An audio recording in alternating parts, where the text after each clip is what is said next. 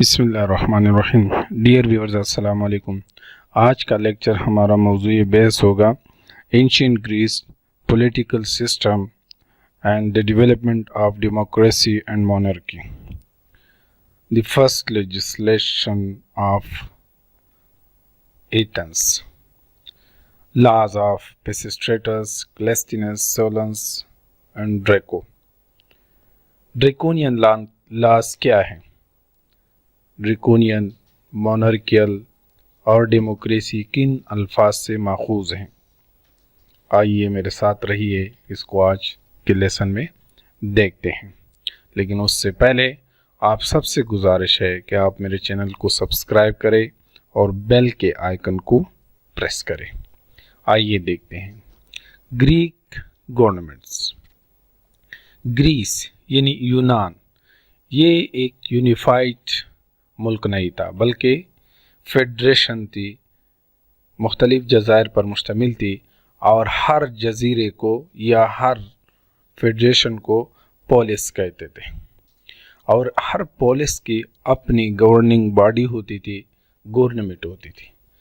کچھ جگہوں پہ مانرکی اور کچھ جگہوں پہ ڈیموکریسی ہوتی تھی۔ ایتھنز مونارکیل اسٹیٹ تھا، اور کس طرح یہ 5 سینچری تک ڈیموکریٹک اسٹیٹ میں کنورٹ ہو گیا، اس ڈیولپمنٹ پر آج ہم بات کریں گے۔ 700 BC میں ایتھنز ایک کنگ کے انڈر آتا تھا۔ بعد میں اس کنگ کی پاور تقسیم ہونا شروع ہو گئی، ان کے ساتھ اور نوبلز نے گورنمنٹ شیئر کی، اور اس طرح ٹائرنٹس کی بنیاد رکھ دی گئی۔ Greek type of governments: monarchy rule by king اور queen, democracy rule by selected people, demos means people and cracy mean rule, means democracy is Greek words, rule of the people۔ اس کے بعد aristocracy, rule by land owning اور nobles people. Aristos means best people, یعنی rule of the best people. Tyranny, rule by اور tyrant, اور یہ tyrant reformers ہوتے تھے۔ اور اولیگارکی، جو کہ اسپارٹن گورنمنٹ تھی۔ Oligos means few, archos means ruler or commander, means few commander or few rulers، اور یہ اسپارٹا کی گورنمنٹ جو کہ 2 کنگز پر مشتمل ہوتی۔ اب جو ایتھنز میں ریفارمز ہوئے، پولیٹیکل ریفارمز، ان میں سب سے پہلے نام جو آتا ہے ڈریکو، اس کے بعد سولن، اس کے بعد پیسسٹریٹس، اور پھر کلیسٹینس۔ ان چاروں کے بارے میں ہم آج کے موضوع میں ڈسکشن کریں گے، آج کے لیکچر میں ڈسکشن کریں گے۔ ڈریکو لا کا بیک گراؤنڈ کیا تھا؟ 8 سینچری میں جب سٹی اسٹیٹ کریٹ کی گئی، سٹی اسٹیٹ بنائی گئی، جس کو ہم پولس بولتے تھے، تو کنگ جو ہوتا تھا اس کی پاور تقسیم ہونا شروع ہو گئی، یعنی ان کے ساتھ اور نوبلز مین نے سر اٹھانا شروع کر دیا، اور ان کو مجبوراً اس کے ساتھ شیئرنگ شروع کر دی۔ ان نوبل مین نے ہوپلائٹ فیلنگس، جو کہ جنگی مہارت ہوتی تھی، اس کے لیے لوگوں کو اپنے ساتھ ملانا شروع کر دیا۔ یہ ہوپلائٹ فیلنگس صرف ملٹری حکمت عملی پر مشتمل نہ رہی، بلکہ انہوں نے ایک پولیٹیکل باڈی اور پاور گین کرنا شروع کر دیا، اور بعد میں یہ فیلنگس ارسٹوکریسی میں تبدیل ہو گئے۔ اس طرح فرسٹ ٹائم ارسٹوکریسی کی بنیاد رکھ دی گئی۔ اس وقت ایتھنز میں جن کے پاس پیسہ ہوتا تھا، جن کا پاس پولیٹیکل پاور ہوتی تھی، جن کے پاس لینڈ ہوتی تھی، ان سب کا قانون چلتا تھا، اور یہ ایک ان ریٹن لا تھا.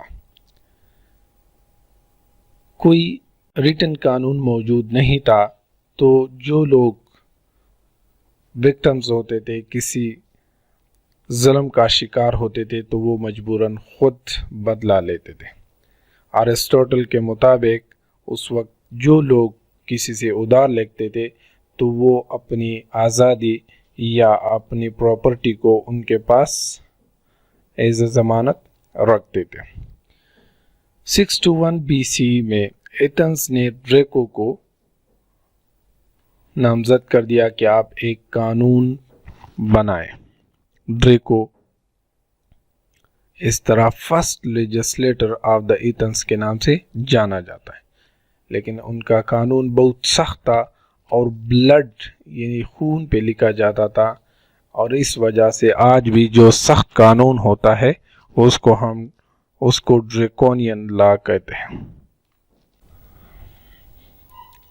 اس طرح ڈیفرنٹ کلاسز جو ہوتی ہیں ان کے لیے سزائیں بھی مختلف تھی. یعنی ہائر کلاس کا اگر کوئی غلطی کر لیتا تو اس کے لیے سزا اور ہوتی تھی، جبکہ لوور کلاس کے لیے سخت سزائیں ہوتی تھی. معمولی کرائم پر ڈیتھ پینلٹی دی جاتی تھی. اس طرح یہ قانون ڈریکو کا قانون بہت سخت تھا، اور ان کے اثرات جو ہو گئے وہ بہت شدید تھے.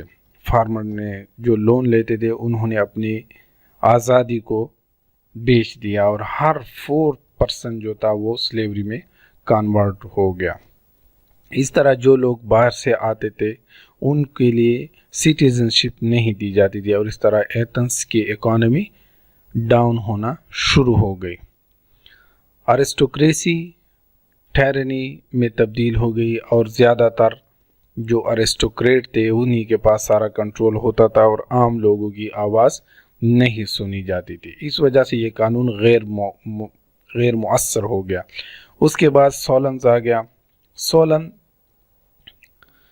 نے ریفارمیشن کی اور فرسٹ ٹائم ڈیموکریسی کی بنیاد رکھی.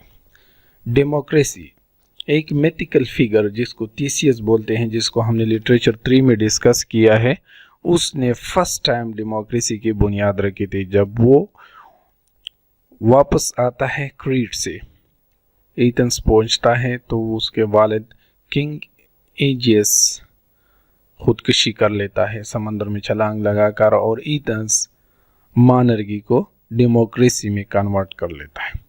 جس طرح آج کی جارج واشنگٹن کو امریکہ میں نمایاں حیثیت حاصل ہے، اسی طرح 5th سینچری میں TCS کو یہ حیثیت حاصل تھی.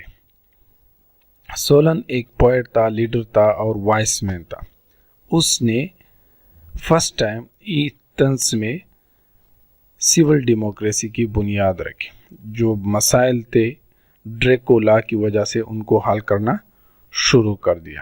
ڈریکو کے قانون کو کمپلیٹلی ریوائز کر دیا 594 میں، اور اس طرح فرسٹ ٹائم لا میکر تھا جس نے 594 میں ڈیموکریسی کی سول ڈیموکریسی کی بنیاد رکھی.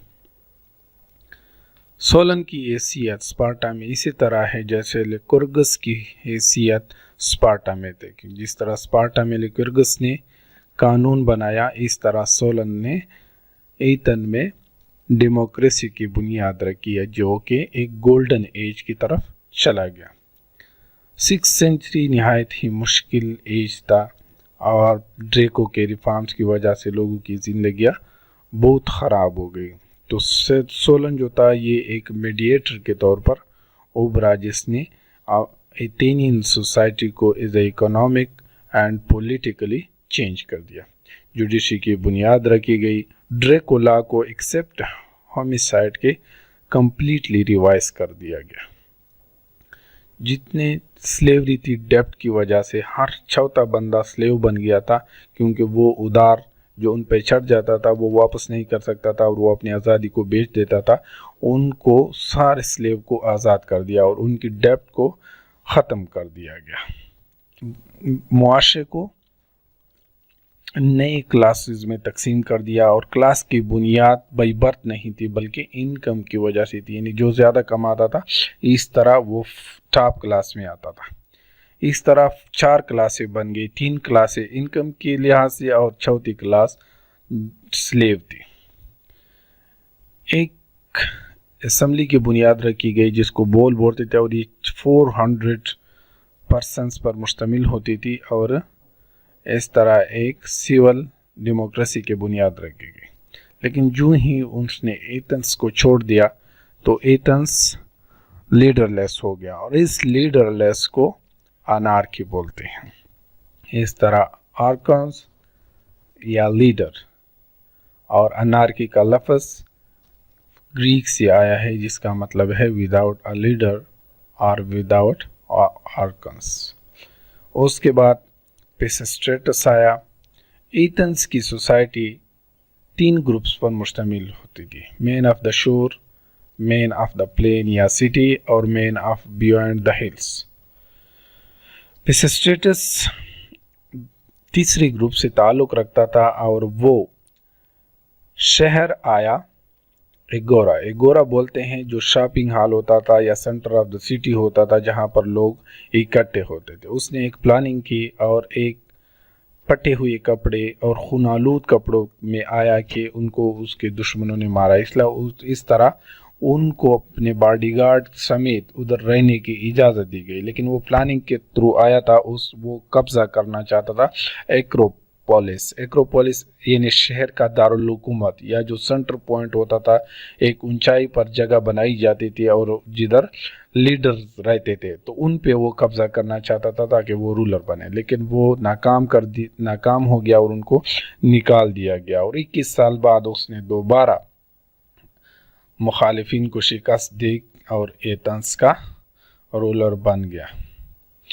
پیسسٹریٹس ایک ٹائرنٹ تھا، اور ٹائرنٹ سے مراد کوئی یعنی جبر یا ظالمانہ یا باربرزم نہیں تھی، بلکہ جو لوگ یعنی جس طرح ادھر ایک ڈریکو کا قانون بنایا گیا تھا، اس کے بعد سولن لا تھا، تو اگر وہ اس قانون کے انڈر نہیں آتے تھے یا وہ الیکٹ نہیں ہوتے تھے تو ان لوگوں کو وہ ٹائرنٹ بولتے تھے۔ لیکن اس کا یہ مطلب نہیں ہے کہ وہ کوئی باربیرک یا جنگلی پیپل تھے، اور کہیں جگہوں پر وہ یعنی جو سولنس سے بھی ان کے جو قوانین تھے وہ اچھے تھے، اور انہوں نے اس سے زیادہ امن قائم کیا اور ڈیموکریسی کے لیے کام کیا۔ اس کی نمایاں کام جو تھے، ریفارمز جو تھے، وہ ٹیکسیشن ریڈیوس کر دی، فیسٹیول کا انعقاد شروع کر دیا، ٹریڈ اور کامرس میں ترقی کر لی، کوائن یعنی منی کو پروڈیوس کیا، شعروں کو خوبصورت بنایا، آڈیسی اور ایلیٹ کی ہارٹ اور ایلیٹ کی کاپیز بنائی، آفیشلز کاپی بنائی اور لوگوں میں تقسیم کر دی تاکہ وہ لوگ پڑھ سکیں، غریبوں کی مدد کی اور ان کو جاب آفر ہو گئی، اور اس طرح یہ غریب لوگ پور پیپل ان کے سپورٹر بن گئے۔ اس کے بعد چوتھی نمبر پہ آتا ہے کلیسٹینس۔ اسٹریٹس کو نکال دیا اور ایتھنس پر قبضہ کر دیا گیا۔ پہلے جس طرح ہم بتا چکے ہیں کہ شہر کو سٹی فوک، ہل فوک اور پلین فوک پر مشتمل ہوتا تھا، تو اس نے نئے ٹرائب بنا دیے، 10 نئے ٹرائبز میں ایتھنس کو تقسیم کر دیا گیا، اور اس طرح لوگوں کو ایک ری آرگنائز کر دیا، ایک نئے طریقے سے بنیاد رکھ دی گئی۔ اس طرح جو بولز تھا، اس طرح جو سولن نے کونسل بنایا تھا، اس کو 400 سے بڑھا کر 500 کر دیا، یعنی 10 قبائل تھے تو 50 بندے ہر قبیلے سے، اور 500 پر مشتمل کر دیا۔ اسمبلی جو تھی وہ مین گورننگ باڈی بن گئی، اور جو daily day to day affairs کو ڈیل کرتے تھے یہ 500 بندے۔ اس کے علاوہ سپریم کورٹ، جوڈیشری، جس میں مختلف قسم کے کیسز سنے جاتے تھے اور ان کو حل کیا جاتا تھا۔ اس طرح ایک سول اور ڈیموکریٹک گورنمنٹ کی بنیاد رکھی گئی جس کو سٹیزن چلاتے تھے۔ اس طرح جمہوریت کا آغاز ہو گیا۔ اس کے برعکس स्पार्टन गवर्नमेंट जो थी वो ऑलिगार्की यानी दो किंग होते थे, उसके साथ गिरोसिया और एफर्स होते थे, उन पर मुश्तमिल होती थी। गिरोसिया जो थी वो 28 सिटीजन पर मुश्तमिल होती थी जो कि 60 साल की उम्र या इससे बहु होते थे और ये लाइफ टाइम के लिए सेलेक्ट होते थे। उसके साथ दो किंग होते थे। गिरोसिया जो थी वो प्रपोजल पेश करती थी एपेला में और एपेला वोट के ज़रिए उन प्रपोजल को सेलेक्ट करती थी या इनके लिए वोटिंग करते थे। इसके अलावा 5 एफर्स होते थे और उनका काम यूथ की एजुकेशन और सिटीज़न के कंडक्ट, कवानीन का इजरा और टैक्स कलेक्शन था। लेकिन स्पार्टन गवर्नमेंट भी जो फॉरेन विजिटर थे उनको डिस्करेज करते थे ताकि वो आए और इधर स्पार्टन के लोगों में क्वेश्चन उबारने की सलाहियत पैदा करे, तो इस वजह से वो उनको डिस्करेज करते थे और उनको नहीं आने देते या उनको शहरियत नहीं देते थे। इस वजह से स्पार्टन ने 250 ईयर्स तक कंट्रोल, अपनी गवर्नमेंट पर कंट्रोल हासिल किया, लेकिन वो ग्रीक के बाकी शहरों की निस्बत ट्रेड में पीछे रह गए। तो ये कुछ था। आप सबसे गुजारिश है कि मेरे चैनल को लाइक करें, सब्सक्राइब करें ताकि मेरी हौसला अफजाई हो और मेरे चैनल को शेयर करें। शायद आपको फ़ायदा ना हो लेकिन आपके किसी दोस्त, भाई, बहन, बेटे को फ़ायदा हो जाए। काइंडली अगर आपकी तरफ से कोई सजेशन है तो ज़रूर लिखे ताकि मैं इसको इम्प्रूव कर सकूं। Thank you. अस्सलाम।